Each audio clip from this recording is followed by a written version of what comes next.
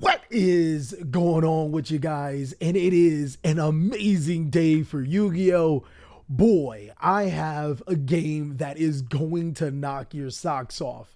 The crazy thing about the TCG, the trading card game that we play in Master Duel, is that we're almost in two completely different card spaces. And this time I have a high-ranked platinum tier Infernoid deck versus a Code Talker deck that you are going to love. But of course, if you want to see more amazing content like this, then make sure you destroy that subscribe button. But more importantly, if you have some games that you want to send to your boy, go ahead and let me know. I stream Monday, Wednesday, Friday, 4 p.m. Pacific Standard Time on Twitch, and you can always join the Discord if you want to be able to share some of those games. Without further ado, let's jump on in and talk about these strategies. So this is going to be a strategy or a duel between both the Cyberse and Infernoid strategies. And I'm telling you, this is something to watch. So looks like the Infernoids are going to draw a fairly solid hand, but the Code Talker strategy is going to go first. Now, allow me to quickly explain how the Code Talker strategy works. This is one of the most important cards because it says if a Code Talker monster is special summoned from the extra deck, you can target one of those monsters that were special summoned and then add a Code Talker monster with a different attribute from your deck to your hand. This is not once per turn. You can only add one attribute, so if you summon a dark monster, you can search one dark monster. You can't search another dark monster in the same turn, but you can search earth, wind, fire, water, dark, and light, giving you 6 different searches in one turn off of one spell card. They use this to their advantage to be able to make some insane boards. So let's see exactly how Gosuyu is going to start off.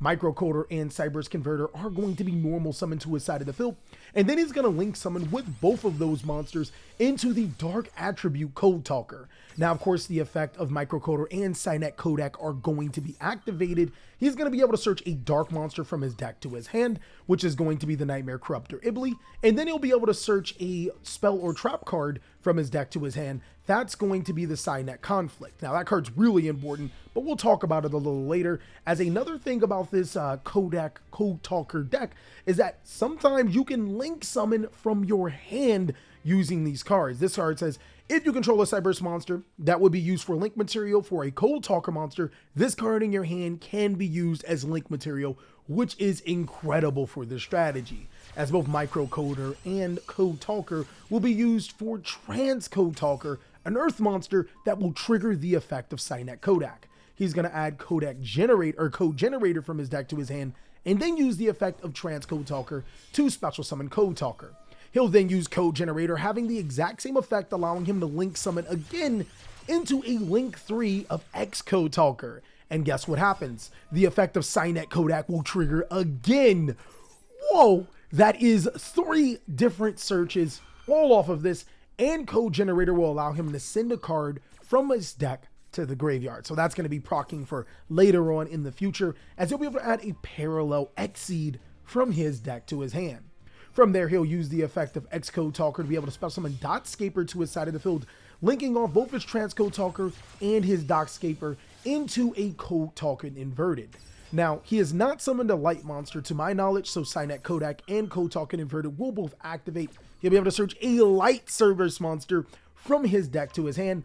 That's going to be 4 Mud Skipper, and then, because of Code Talker inverted, he can special summon 4 Mud Skipper, using that card for a link summon. This is going to be a lot of summoning. He's going to make Talk Back Lancer. He's already summoned a dark monster to his side of the field, but really he did that so he can trigger the effect of Parallel Xseed.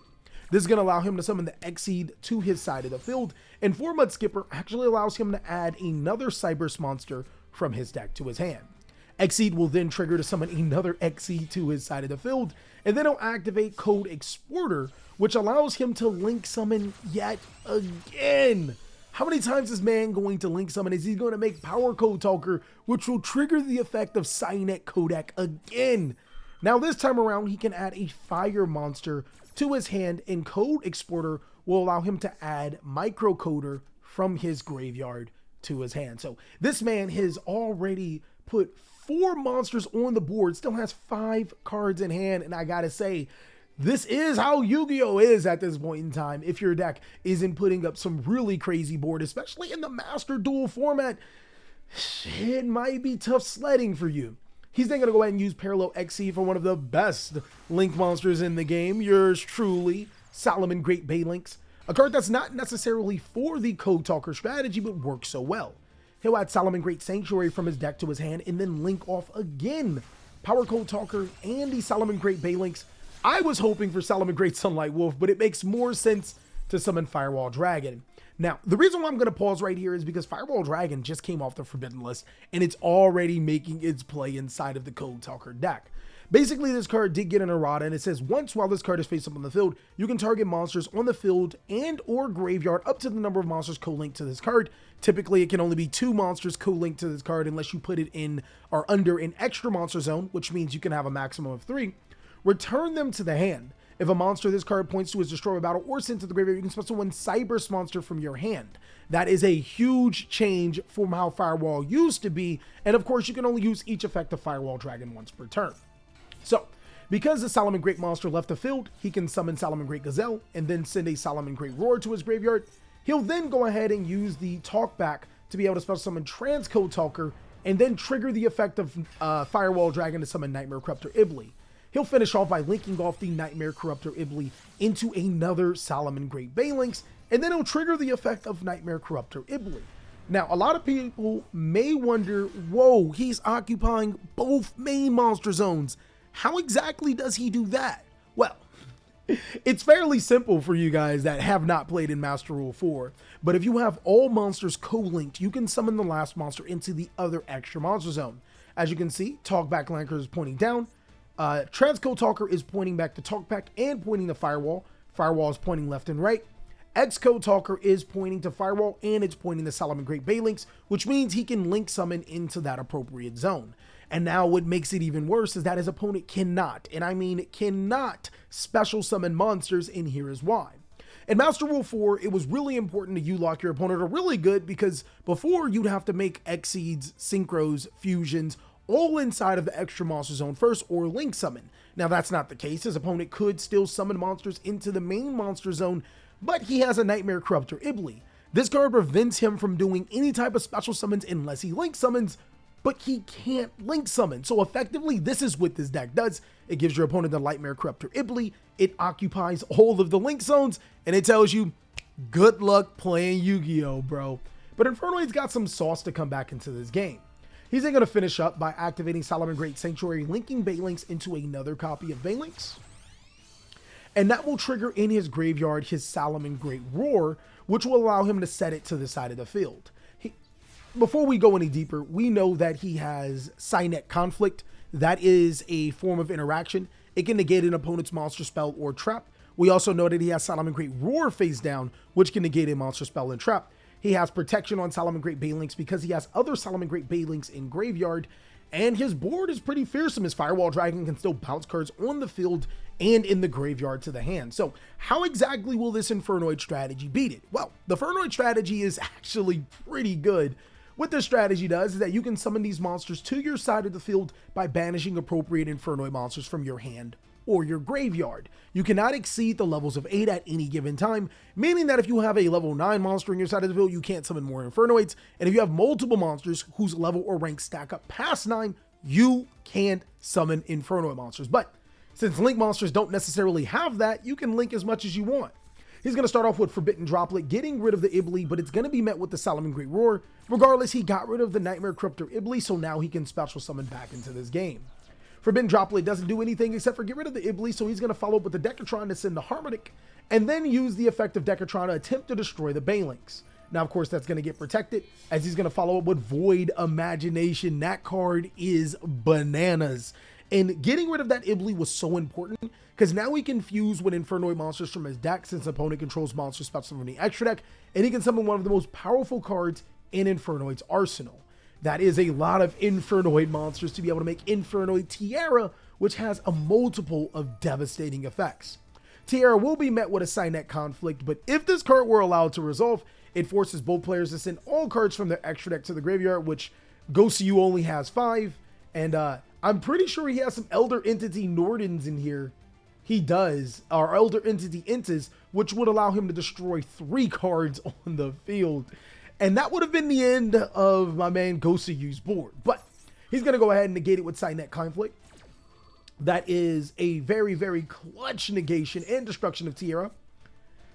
But here is the major mistake, as a Infernoid Onoku is going to be summoned.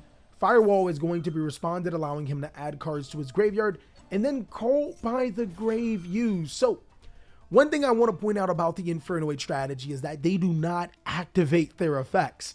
They summon themselves to the side of the field, just like how Blackluster Soldier or Cyber Dragon would summon themselves to the side of the field. Gosu maybe thought that you had to activate the Infernoid monsters, and that's why he held on to the Call by the Grave, and he was severely punished. Watch out for Infernoids, as that deck can be crucial. So Onoku is going to be able to resolve. There's nothing to stop it. It's going to destroy all cards on the field, even though it was bounced back to the hand via Firewall. And then Firewall Dragon is going to special summon Code Generator. He's then going to go ahead and banish 2 for Atondo, and then 2 more for Seismus. These are the Big Daddy cards, but they won't be on the field for long.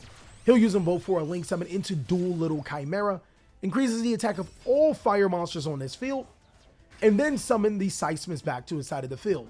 The Duel Little Chimera will attack into the Balinks, and then the Onoku will attack into the Balinks again, and Seismus has a special ability to be able to non-target banish a card on the field.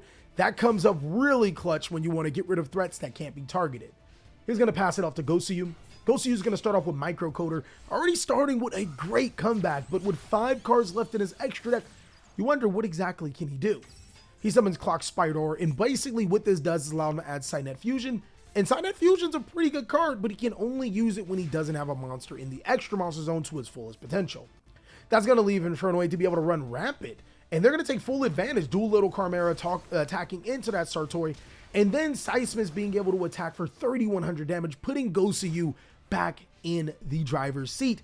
Can he get back into this game? He's going to start off with a Signet Mining, discarding a card from his hand to add Lady Debug.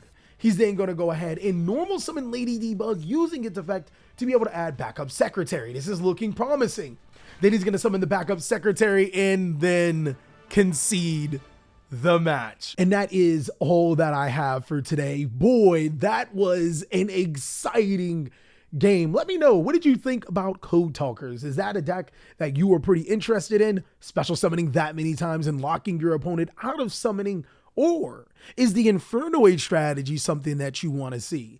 Of course, we'll be constructing deck profiles for both of them on my Discord. Go ahead and check that out. And again, if you want to send some more awesome replays, I stream Monday, Wednesday, Friday at 4 p.m. Pacific Standard Time.